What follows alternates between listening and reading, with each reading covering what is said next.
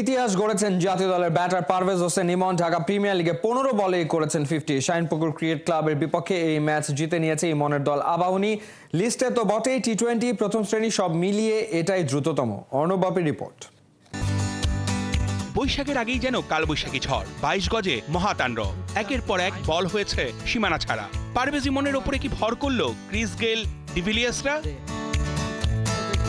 Dhaka premier লিগে আবাহনীর হয়ে 15 বলে 50 পার করা বিধ্বংসী এক ইনিংস খেলেছেন এই ব্যাটার। বিকেএসপির মাঠ ভেজা থাকায় খেলা শুরু হয় দেরিতে। 31 ওভারের ম্যাচে শাহিনপুকুর অল আউট হয় 88 রানে।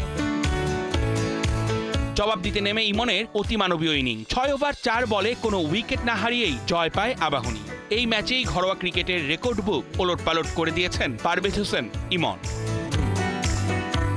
কেবল দীর্ঘশ্বাসেই সম্বল হয় শাহিনপুকুরের বোলারদের। ওরা চেয়ে চেয়ে দেখে ইমন শো। ব্যাট বলের timing, shot selection, confidence level, ক্রিজে পারভেজ ইমন যেন দুর্দান্ত। উত্তাল ব্যাটিংয়ে পারভেজ ইমন 23 বলে 4 বাউন্ডারি আর 6 ছক্কায় করেন আনবিটেন 61 রান। যেভাবে ব্যাট চালিয়েছেন 50 করেন মাত্র 15 বলে। বাহাতি ব্যাটার নাম লেখান ইতিহাসে। এটাই এখন লিস্ট এ তো বটেই বাংলাদেশের ঘরোয়া টি-20 প্রথম শ্রেণী সব মিলিয়ে দ্রুততম 50 রেকর্ড। বেশ ভালো স্ট্রোক। অর্ণব বাপি, 71।